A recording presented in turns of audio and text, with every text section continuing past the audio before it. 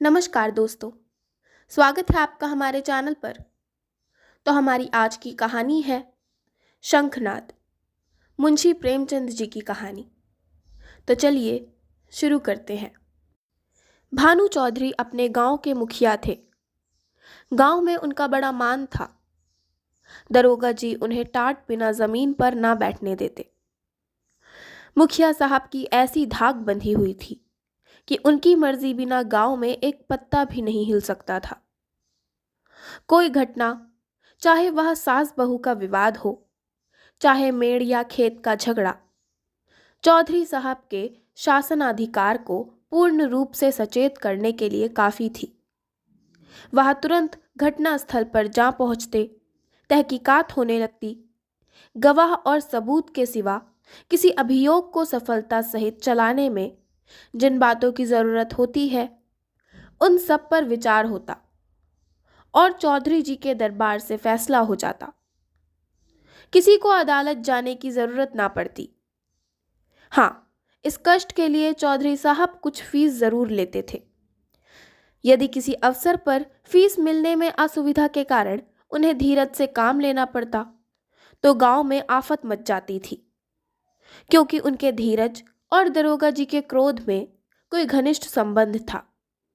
सारांश यह कि चौधरी से उनके दोस्त दुश्मन सभी चौकन्ने रहते थे। चौधरी महाशय के 3 सुयोग्य पुत्र थे। बड़े लड़के बितान एक सुशिक्षित मनुष्य थे। डाकिये के रजिस्टर पर दस्तखत कर लेते थे। बड़े अनुभवी, बड़े मर्मज्ञ, बड़े नीति कुशल। मिर्जई की जगह कमीज पहनते, कभी कभी सिगरेट भी पीते, जिससे उनका गौरव बढ़ता था। यद्यपि उनके ये दुर्व्यसन बूढ़े चौधरी को नापसंद थे, पर बेचारे विवश थे, क्योंकि अदालत और कानून के मामले बितान के हाथों में थे। वह कानून का पुतला था। कानून की दफाएं उसकी जबान पर रखी रहती थीं। गवाह गढ़ने में वह पूरा उस्ताद था।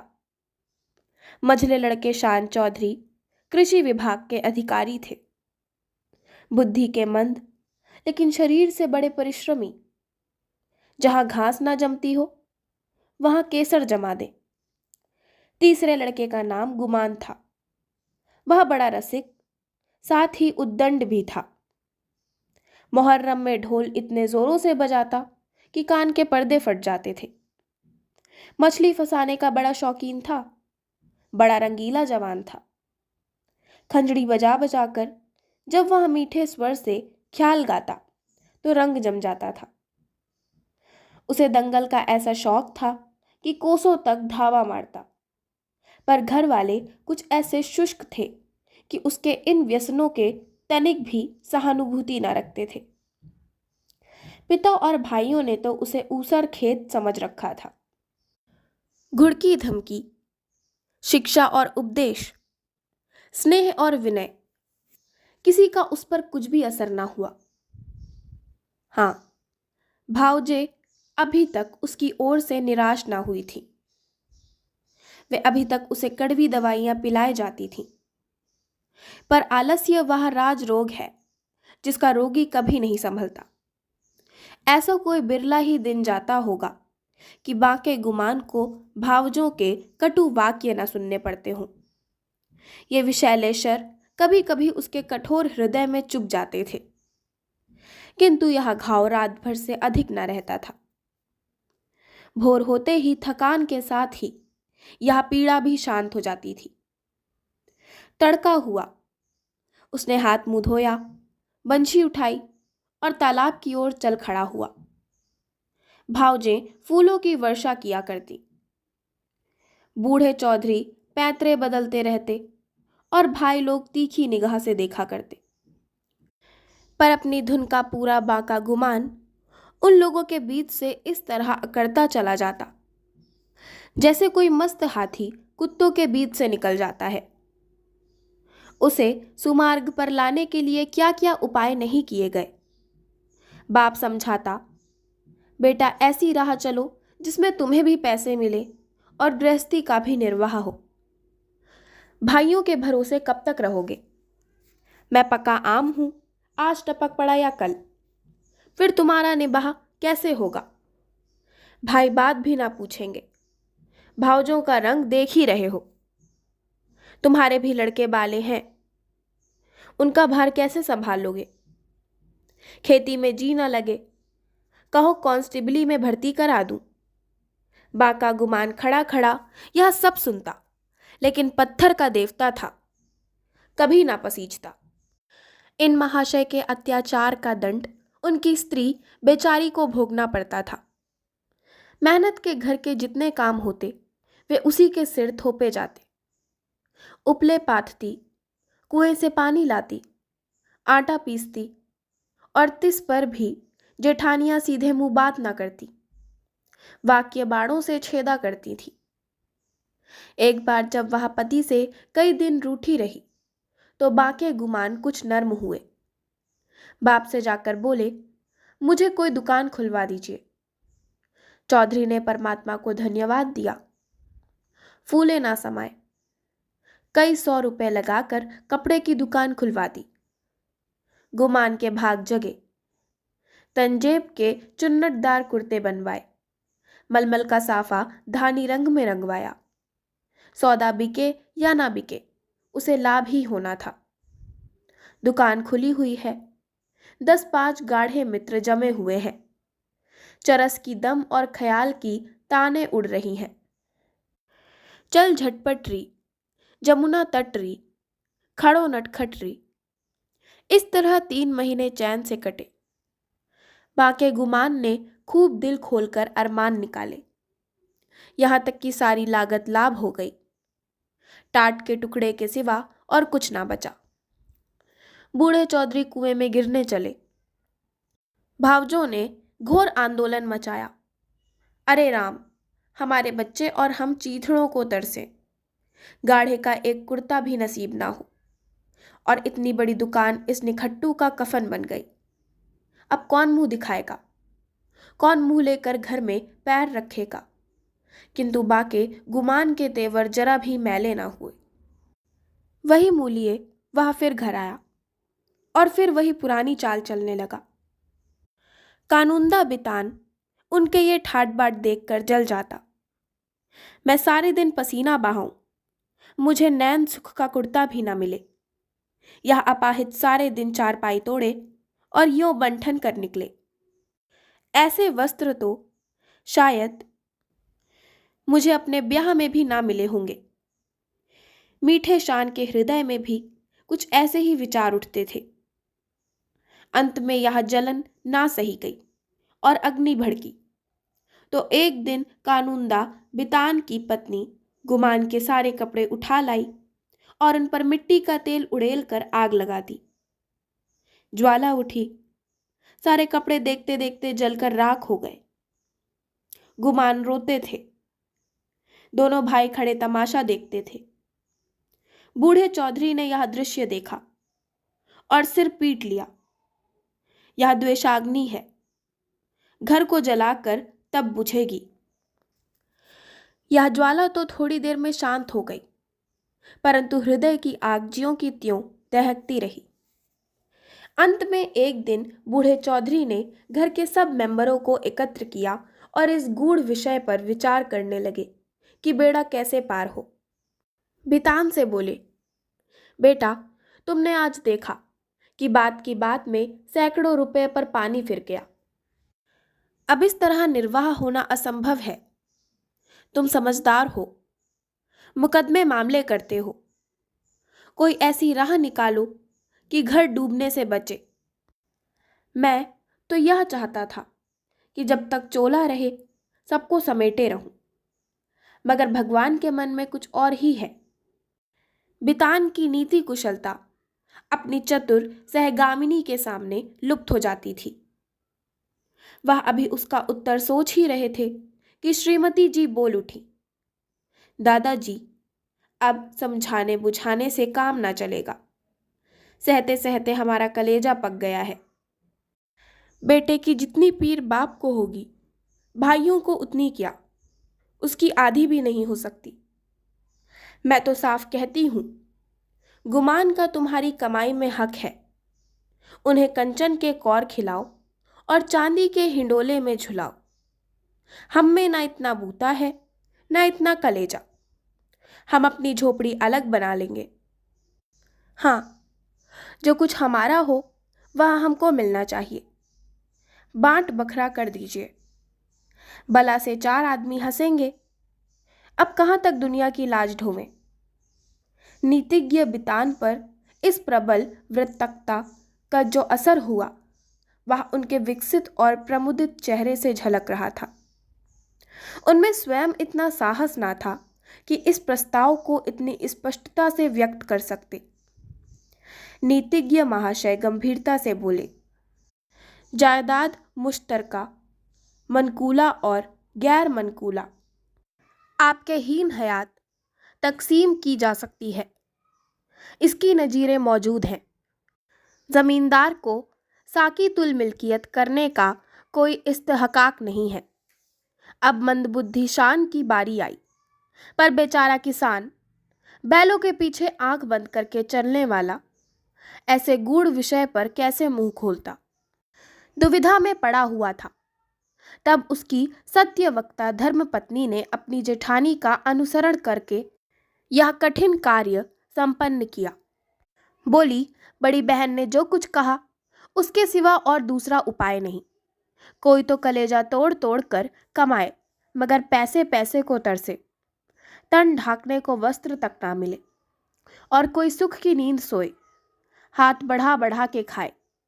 ऐसी अंधेर नगरी में अब हमारा निबाह ना होगा।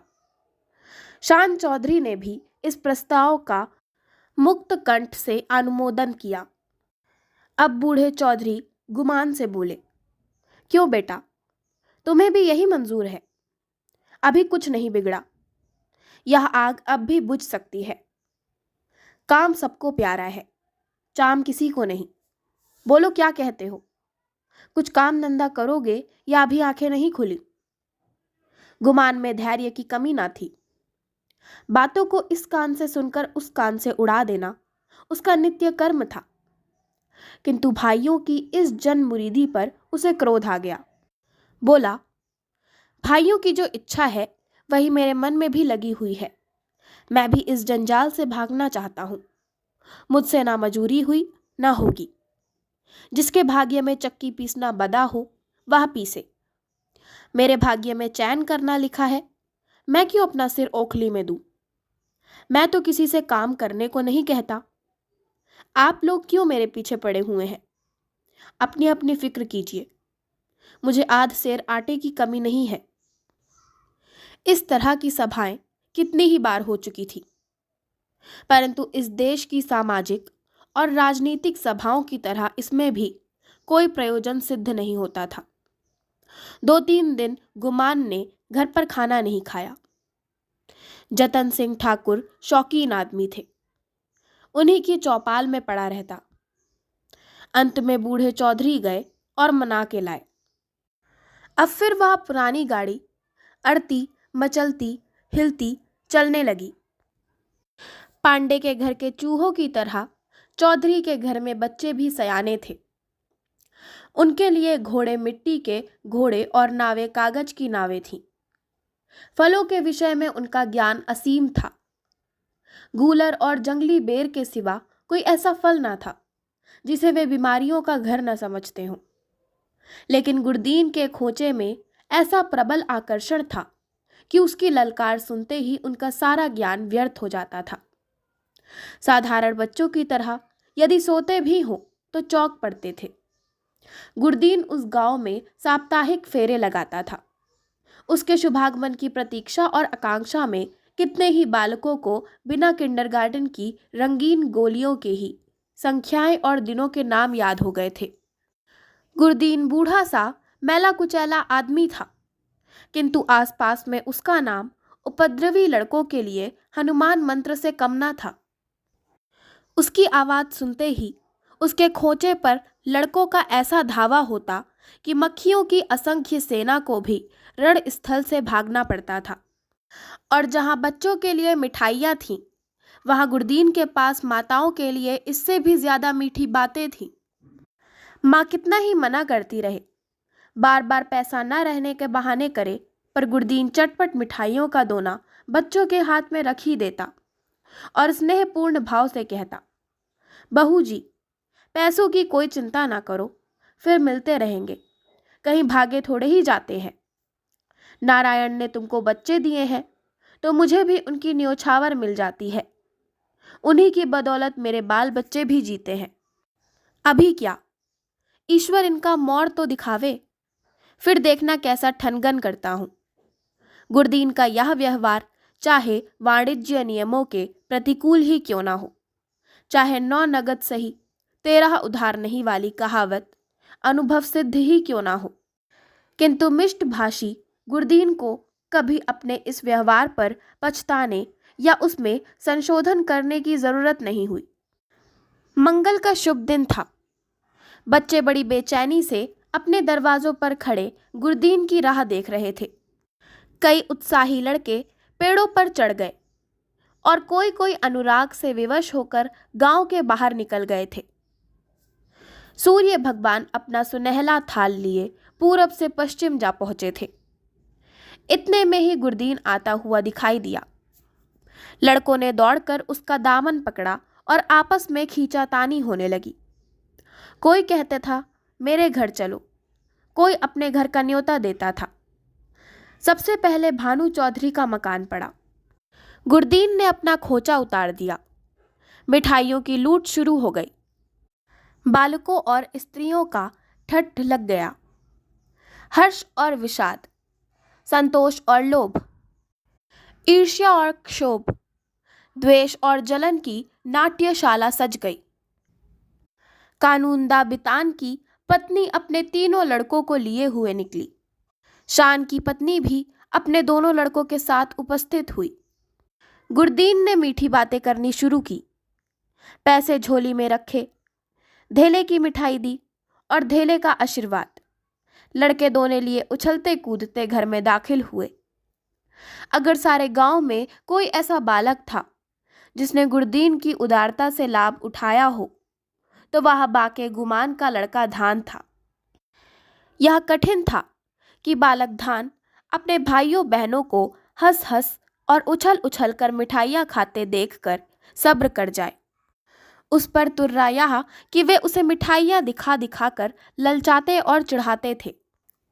बेचारा धान चीखता और अपनी माता का आंचल पकड़ पकड़ कर दरवाजे की तरफ खींचता था, पर वह अबला क्या करे। उसका हृदय बच्चे के लिए ऐंठ ऐंठ कर रह जाता था। उसके पास एक पैसा भी ना था। अपने दुर्भाग्य पर, जेठानियों की निष्ठुरता पर और सबसे ज्यादा अपने पति के निखट्टूपन पर कुड़ कर रह जाती थी। अपना आदमी ऐसा निकम्मा ना होता तो क्यों दूसरों का मुंह देखना पड़ता, क्यों दूसरों के धक्के खाने पड़ते।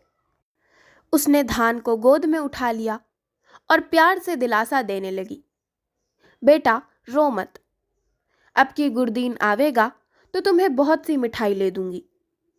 मैं इससे अच्छी मिठाई बाजार से मंगवा दूंगी। तुम कितनी मिठाई खाओगे? यह कहते कहते उसकी आंखें भर आईं। आह, यह मनहूस मंगल आज ही फिर आवेगा और फिर ये ही बहाने करने पड़ेंगे। हाय, अपना प्यारा बच्चा धेले की मिठाई को तरसे और घर में किसी का पत्थर सा कलेजा ना पसीजे। वह बेचारी तो इन चिंताओं में डूबी हुई थी और धान किसी तरह चुप ही ना होता था। जब कुछ वश ना चला तो माँ की गोद से जमीन पर उतरकर लौटने लगा और रो रो कर दुनिया सिर पर उठा ली। माँ ने बहुत बहलाया, फुसलाया, यहाँ तक कि उसे बच्चे के इस हठ पर क्रोध भी आ गया। मानव हृदय के रहस्य कभी समझ में नहीं आते। कहाँ तो बच्चे को प्यार से चिपटाती थी, ऐसी झल्लाई कि उसे 2-3 थप्पड़ जोर से लगाए और घुड़क कर बोली, चुप रहे अभागे, तेरा ही मुंह मिठाई खाने का है, अपने दिन को नहीं रोता, मिठाई खाने चला है। बांका गुमान अपनी कोठरी के द्वार पर बैठा हुआ यह कौतुक बड़े ध्यान से देख रहा था। वह इस बच्चे को बहुत चाहता था। इस वक्त के थप्पड़ उसके हृदय में तेज भाले के समान लगे और चुभ गए। शायद उनका अभिप्राय भी यही था। दुनिया रुई को धुनने के लिए तांत पर चोट लगाता है। जिस तरह पत्थर और पानी में आग छिपी रहती है, उसी तरह मनुष्य के हृदय में भी, चाहे वह कैसा ही क्रूर और कठोर क्यों ना हो, उत्कृष्ट और कोमल भाव छिपे रहते हैं। गुमान की आंखें भर आईं। आंसू की बूंदें बहुधा हमारे हृदय की मलिनता को उज्जवल कर देती हैं। गुमान सचेत हो गया।